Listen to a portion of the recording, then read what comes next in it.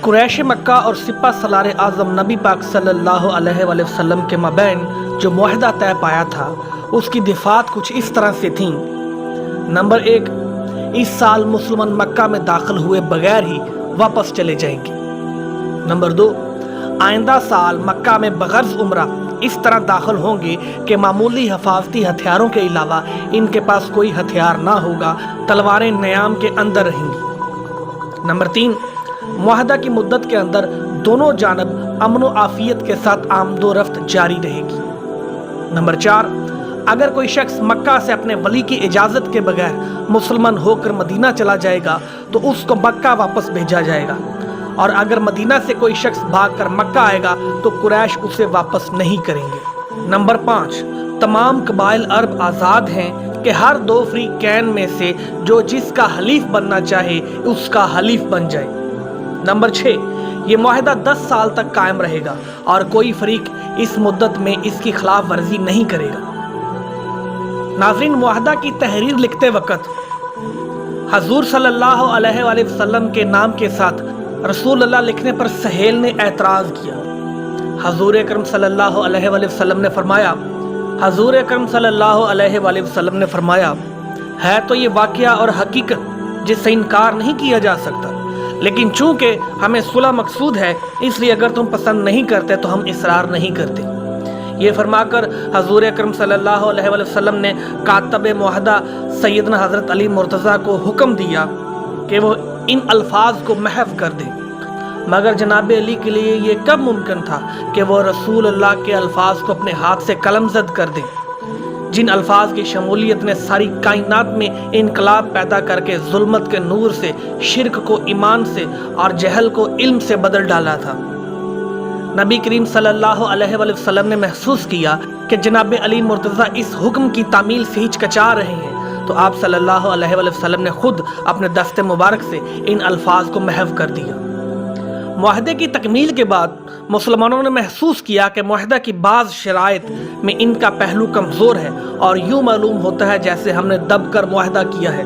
हज़रत उमर रज़ियल्लाहु तआला अन्हु से ज़ब्त ना हो सका और इन्होंने हजूर अक़दस सल्लल्लाहु अलैहि वसल्लम से अर्ज़ किया, या रसूलल्लाह, क्या ये हदीबिया का वाक़या फ़तह है?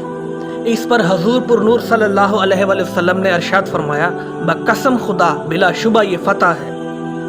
नाज़रीन, बाज़ दिफ़ात की वजह से ये मुआहदा बज़ाहिर मुसलमानों की शिकस्त और कमज़ोरी का बायस नज़र आता था, मगर उसकी हकीकत और दोरस नताइज का इल्म नबी पाक सल्लल्लाहु अलैहि वसल्लम को था। हजूर अकरम सल्लल्लाहु अलैहि वसल्लम ने खुद तो इसकी वजाहत की ज़रूरत महसूस न की, मगर जलीलुल क़द्र मुहद्दिसीन ने इसे फ़तह मुबीन करने के लिए बहुत से दलाइल दिए हैं। चुनांचे अमाम हदीस व सीरत ज़हरी फरमाते हैं, इस्लाम में जो अजीम शान फतोहात शुमार की गई हैं, इनमें सबसे पहली फ़तह अजीम सुलह हदीबिया है, क्योंकि इससे पहले कफ़ार व मुशरिकीन से जंग का सिलसिला जारी था। फिर जब ये सुलह अमल में आ गई तो दोनों फ़रीक़ों को इत्मीनान के साथ एक दूसरे से मिलने और गुफ्तगू करने का मौका मैसर आया, तबादला ख्याल की आज़ादी मैसर हुई, जिसका नतीजा ये निकला कि जो शख्स भी इस्लाम को अपनी सही अकल से जानता, इसके लिए इसके सिवा कोई चारा ना रह जाता था कि वो फ़ौरन इस्लाम कबूल कर ले। बस इन 2 साल के दरमियान जब तक दोनों तरफ से मुआहदा की पाबंदी की गई, इस कदर लोग मुसलमान हुए कि इससे कबल की पूरी मुद्दत में इससे भी कम मुसलमान हुए थे।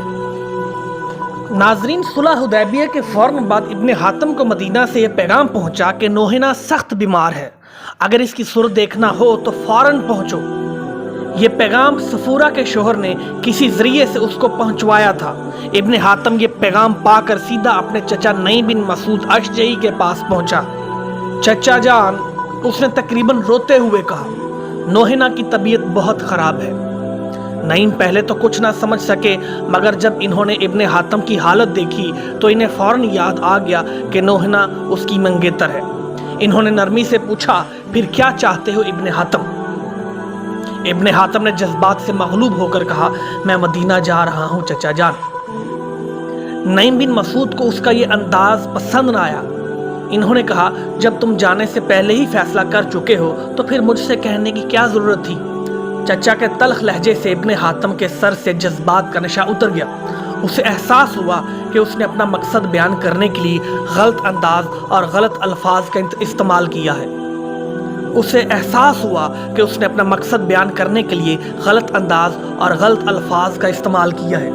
बस उसने माजरत पेश की, चचा जान मुझे माफ़ कर दीजिए, मैं दरअसल ये कहना चाहता था कि नोहना करीबल मर्ग है, मुझे उसकी सूरत देखने को बुलाया गया है। नईम बिन मसूद ने उसकी माजरत दिल ही दिल में कबूल कर ली। इन्होंने हलावत से कहा, यह बात है तो मैं तुम्हें नहीं रोकूंगा, लेकिन इसकी इत्तला मुझे सरदार अबू सुफियान को पेशगी देना पड़ेगी, वरना सुलह हुदैबिया की शराइत के तहत तुम्हें मदीना से फ़ौरन वापस भेज दिया जाएगा। इब्ने हातम बेबसी से बोला, फिर मैं क्या करूं चचा जान? मुझे सोचने दो इब्ने हातम। नईम को भतीजे पर तरस आ गया और वो कुछ देर सोचते सोचते फिर कलम और दवात मंगवा कर इन्होंने अबू सुफियान के नाम एक खत लिखा, जिसकी तहरीर ये थी, कुरैश के सिपा सलार अबू सुफियान के नाम, हामिले रुक्का हाजा मेरा सगा भतीजा इब्ने हातम है। बचपन में इसकी मंगनी इसकी खाला की बेटी से हो गई थी, जो इस वक्त मदीना में है। इस वक्त मदीना से इतला आई है कि इब्ने हातम के मंगेतर की हालत बहुत ख़राब है और किसी वक्त भी इसके जिस्म जान का रिश्ता मुनक़ता हो सकता है। मेरी ख्वाहिश है कि इन हालात के तहत इब्ने हातम को सिर्फ एक हफ्ता के लिए मदीना जाने की इजाज़त दी जाए। इसकी वापसी का मैं ज़िम्मेदार हूँ। नीचे दस्तखत करके ये ख़त नईम बिन मसूद ने इब्ने हातम को दिया और कहा, तुम खुद ये ख़त लेकर अबू सुफियान के पास चले जाओ। अगर वो कोई सवाल जवाब करे तो उसे मुतमईन करने की कोशिश करना। नाज़रीन, इब्ने हातम के दिल में तो पंखे लगे हुए थे। वो इसी वक्त सवार हुआ और बड़ी तेज़ रफ्तारी से सरदार अबू सुफियान की तरफ रवाना हुआ। नाज़रीन, नईम बिन मसूद अशजई कबीला बनु गतफान के एक बाअसर सरदार थे। अबू सुफियान इस बड़े और बाअसर कबीले की कदर करता था। नईम बिन मसूद अगरचे मुसलमान हो चुके थे, मगर हजूर अकरम सल्लल्लाहु अलैहि वसल्लम ने इन्हें रोक दिया था कि अभी वो अपने इस्लाम लाने का ऐलान ना करें, ताकि वो मक्का में रहकर वहाँ के फंसे हुए गरीब और बेबस मुसलमानों पर जुल्म करने से अबू सुफियान और दूसरे सरकर्दा लोगों को बाज रख सके। नईम बिन मसूद इस काम में दिलो जान से लगे हुए थे। इन्होंने कई मुसलमानों के जुल्म सितम और सजाओं में कमी करवा दी थी। इब्ने हातम सरदार अबू सुफियान के डेरे पर पहुंचा तो कुरैश के बहुत सरदार वहां मजमा लगाए बैठे थे। सुलह हुदैबिया की वजह से मुशरिकीन मक्का की जंगी तैयारियों में ठहराव पैदा हो गया था। कोचाओ बाजार में रौनक थी और लोग अपने कामों में मसरूफ थे। इब्ने हातम सरदार के डेरे के सामने घोड़े से उतरने लगा तो दो सवार तेजी से घोड़ा बढ़ाकर उसके पास आ गए। ऐ लड़के, तुम कौन हो और कहां से आए हो? एक सवार ने घोड़े से कूदकर सवाल किया। मेरा नाम इब्ने हातम है।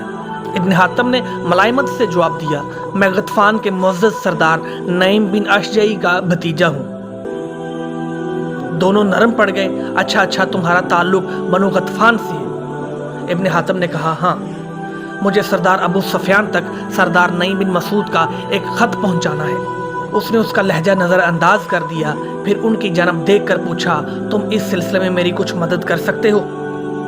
दोनों ने जवाब दिया, ज़रूर ज़रूर। अबू सुफियान हमारे आका हैं, हमारा ताल्लुक उनके मुहाफ़िज़ दस्ते से।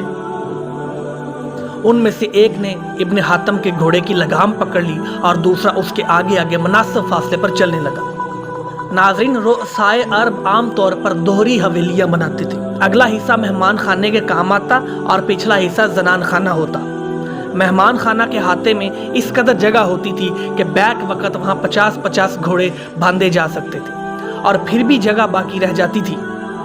अबू सुफियान का मुहाफ़िज़ इब्ने हातम को छोड़कर मेहमान खाने के दरवाजे में दाखिल हुआ।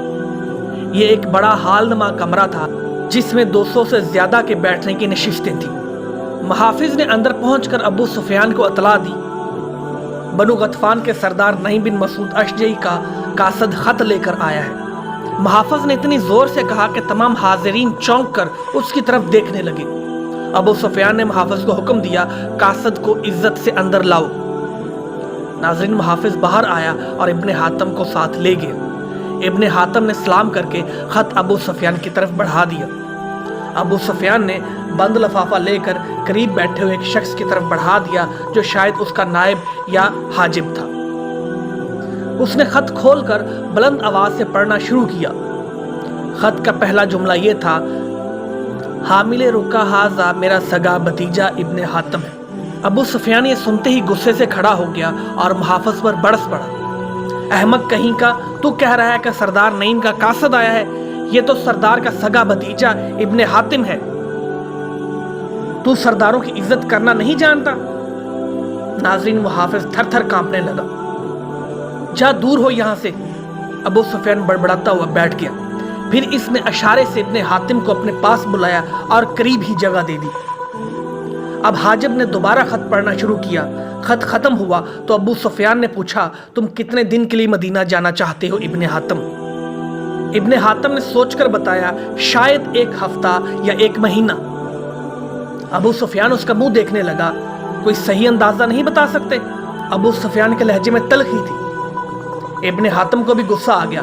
اس نے بھی کڑوے لہجے میں جواب دیا: سردار، میں ایک بیمار کو دیکھنے جا رہا ہوں، میں کس طرح بتا سکتا ہوں کہ کتنے دن وہاں رکنا پڑے گا؟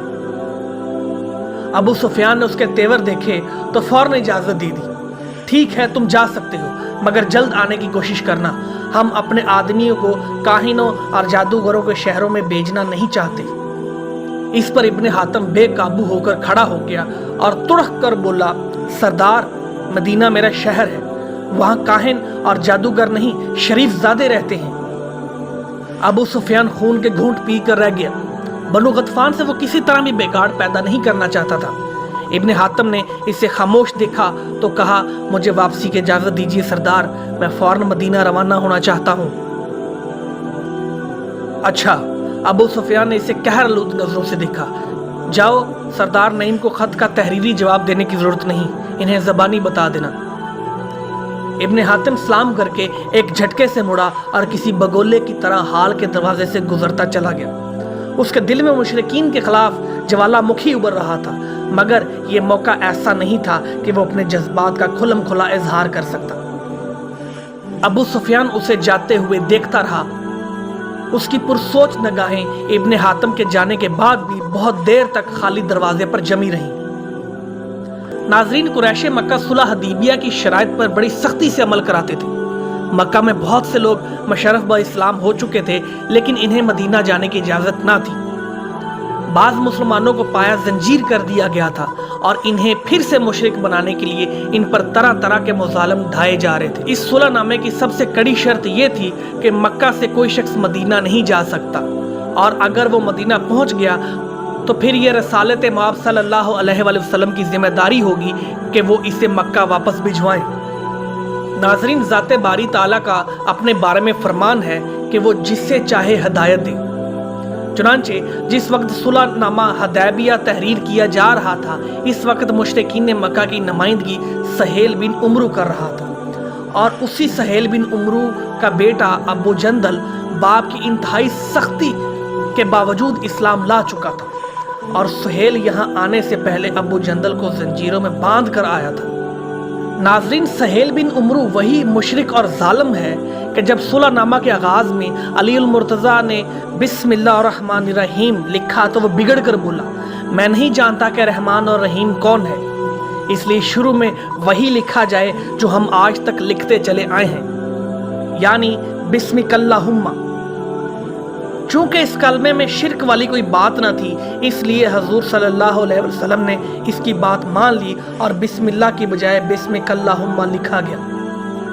پھر جب جناب علی مرتضیٰ نے حضور اکرم صلی اللہ علیہ وسلم کا نام محمد رسول اللہ لکھا تو اس وقت بھی اس بد نیت نے اعتراض کیا اور حضور صلی اللہ علیہ وسلم نے محمد رسول اللہ کی بجائے ابن عبداللہ لکھ دیا۔ ناظرین، اسی ظالم اور مشرک کے ہاں ابو جندل نے جنم لیا، جن کو سہیل بن عمرو زنجیروں میں جکڑ کے آیا تھا، مگر ابو جندل ایسے تگڑے جوان تھے کہ وہ ماں زنجیروں کے گھر سے بھاگ کر اسلامی خیمہ گاہ میں پہنچ گئے۔ سہیل بن عمرو نے ابو جندل کو مسلمانوں کے خیمہ گاہ میں داخل ہوتے ہوئے دیکھا تو نامکمل عہد نامہ الگ رکھتے ہوئے زور سے چیخا: اے محمد، شرائط کی روح سے ابو جندل پہلا شخص ہے جسے آپ کو واپس کرنا ہوگا۔ اس کے جواب میں ان حضور صلی اللہ علیہ وسلم نے فرمایا دستاویز ابھی نامکمل ہے اور شرائط کی پابندی اس کی تکمیل کے بعد ہوگی۔ مگر سہیل بن عمرو نہ مانا، اس نے دستخط کرنے سے انکار کر دیا۔ حضور پاک صلی اللہ علیہ وسلم کو اس صلح نامہ کی تکمیل بہر صورت مقصود تھی، اس لیے 9 مسلم مظلوم ابو جندل کا ہاتھ آپ کو ان مشرکوں اور ظالموں کے ہاتھ میں دینا پڑا۔ اس پر ابو جندل کی آنکھوں میں آنسو آ گئے۔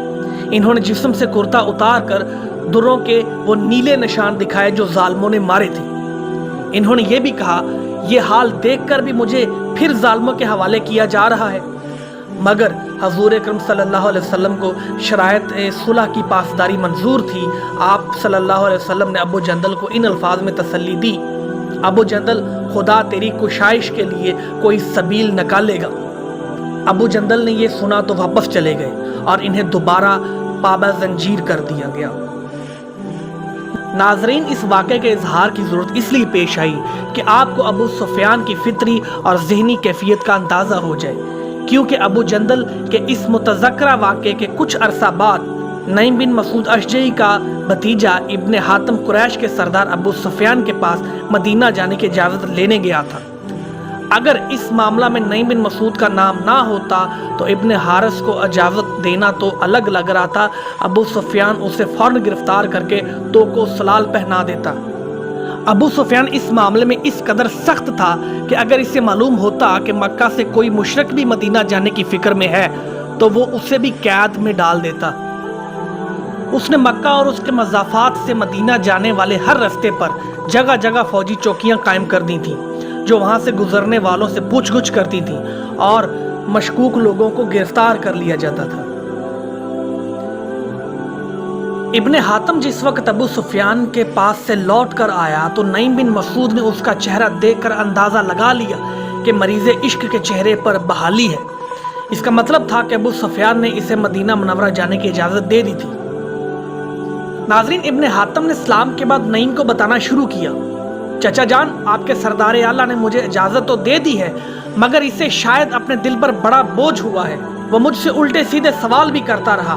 آپ کے بارے میں شاید اسے شبہ ہے کہ ہمارا پورا قبیلہ بنو غطفان مسلمان ہو گیا ہے، لیکن وہ صاف طور پر مجھ سے کچھ نہ معلوم کر سکا۔ نعیم بڑے غور سے ابن حاتم کی باتیں سن رہے تھے۔ انہیں بھی یہ معلوم ہو گیا تھا کہ ابو سفیان کو کسی نے ان کے خلاف بھڑکا دیا ہے، اور ابو سفیان کو یہ بھی بتایا گیا ہے کہ نعیم بن مسعود بنو قریظہ کے یہودیوں کو مسلمانوں کے خلاف جنگ پر آمادہ کرنے نہیں گئے تھے، بلکہ وہ مسلمانوں کے حق میں تھے، اور انہوں نے ہی بنو قریظہ کو جنگ میں غیر جانبدار رہنے کا مشورہ دیا تھا۔ بس ابن حاتم کی باتیں سننے کے بعد وہ چند لمحے تو سوچتے رہے، پھر بولے، اچھا، راہداری کا پروانہ دکھاؤ مجھے۔ کیسا پروانہ؟ کہاں کی راہداری؟ میں کچھ سمجھا نہیں چچا جان۔ ابن حاتم پریشان ہو گیا۔ نعیم نے مسکراتے ہوئے دریافت کیا، ابو سفیان نے تمہیں اجازت دے دی ہے نا؟ ابن حاتم نے اسبات میں سر ہلا کر کہا، جی ہاں بالکل، میں نے اس سے کہہ دیا ہے کہ بیمار کا معاملہ ہے، اس لیے مجھے 1 ماہ بھی لگ سکتا ہے۔ نعیم بن مسعود نے ذرا اچھمبے سے کہا، اچھا تو تم نے 1 ماہ کا اجازت نامہ لے لیا ہے، یہ تو بڑے تعجب کی بات ہے۔ ابو سفیان تو روزانہ ایک نہ ایک آدمی کو مدینہ بھاگ جانے کے جرم میں یا پھر مسلمان ہو جانے کی پاداش میں پکڑ کر زنجیریں ڈلوا دیتا ہے۔ وہ اتنا ظالم ہے چچا جان؟ ابن حاتم کی آنکھیں پھیل گئیں۔ اس سے بھی زیادہ، نعیم بن مسعود نے کہا، اچھا اب تم مجھے اس کا اجازت نامہ دکھاؤ، کیا لکھا ہے اس میں؟ اجازت نامہ؟ ابن حاتم کی سمجھ میں اب آیا، مگر چچا جان، ابو سفیان نے مجھے کوئی تحریر نہیں دی۔ میں نے کہا بھی کہ آپ کے خط کا جواب دیا جائے، مگر وہ ٹال گیا۔ نعیم پھر فکر مند ہوئے، کچھ دیر سوچتے رہے، پھر سر اٹھا کر بولے، ابو سفیان نے اچھا نہیں کیا، اگر اسے مخالفت کرنا تھی تو تمہیں جانے سے روک دیتا۔ تمہارے پاس تحریر نہیں ہے، اس لیے ہو سکتا ہے کہ راستے میں لگے ہوئے اس کے آدمی تمہیں پریشان کریں اور مدینہ نہ جانے دیں۔ ابن حاتم پر گھبراہٹ طاری ہو گئی۔ اس نے کہا، آپ کا خیال درست معلوم ہوتا ہے چچا جان، میری واپسی کے وقت وہ مجھے کھائے جانے والی نظروں سے دیکھ رہا تھا۔ اب آپ کی کیا رائے ہے؟ نعیم بن مسعود نے کہا، تم جاؤ گے اور ضرور جاؤ گے۔ اگر ابو سفیان کے آدمیوں نے تمہیں روک کر واپس کر دیا تو میں جنگ کروں گا اور اسی وقت اعلان کر دوں گا کہ میں مسلمان ہو گیا ہوں۔ دیکھتا ہوں ابو سفیان میرا کیا بگاڑتا ہے۔ ابن حاتم تم صرف 2 روز ٹھہر جاؤ، میں اپنے حلیف قبیلوں کے پاس سوار دوڑاتا ہوں تاکہ مجھے ان کا تعاون حاصل رہے۔ ابن حاتم نے یہی مناسب سمجھا کہ اس وقت وہ نعیم کو تنہا چھوڑ دے۔